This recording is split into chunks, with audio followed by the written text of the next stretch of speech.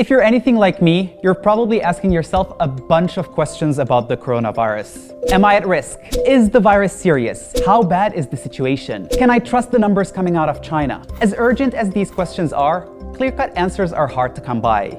That's because there's a lot of uncertainty going on since the situation is still unfolding. This unknown has become a breeding ground for unverified information and made-up stories.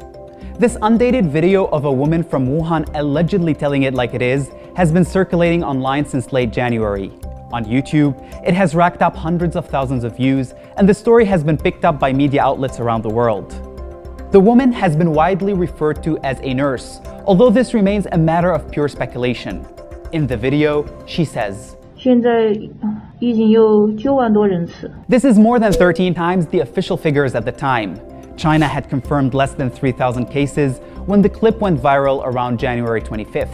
This drastic difference in numbers has raised questions about whether China could be downplaying the seriousness of the threat. The Chinese leadership has said the initial response to the emergency exposed shortcomings, but experts believe there is no evidence that Beijing is trying to sweep things under the rug. Our country representative and a team were in Wuhan weeks and weeks and weeks ago.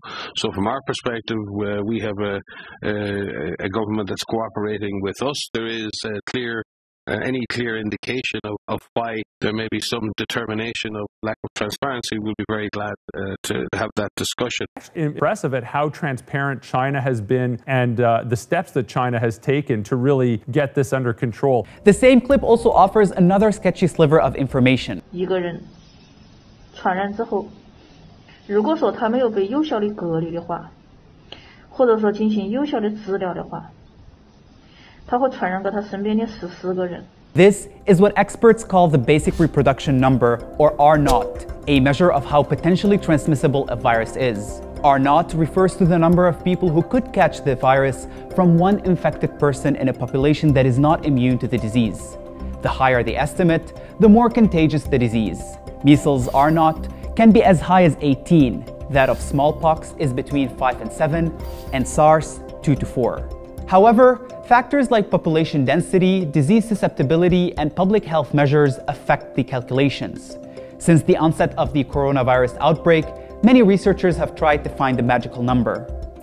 An international team of scientists recently reviewed 12 studies published between January 1st and February 7th, and found that R0 estimates ranged from 1.4 to 6.49.